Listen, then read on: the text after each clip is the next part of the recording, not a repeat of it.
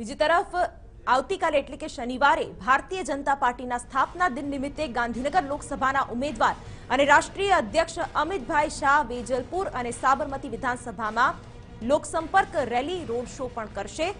અમિત શાહ પડશે ભાજપના રાષ્ટ્રીય અધ્યક્ષ અને ગાંધીનગર લોકસભાની બેઠકના ઉમેદવાર અમિત શાહ ફરીથી અમદાવાદમાં આવી રહ્યા છે। તેઓ આવતીકાલે ફરીથી અમદાવાદના કેટલાક વિસ્તારોમાં શક્તિ પ્રદર્શન પણ કરશે।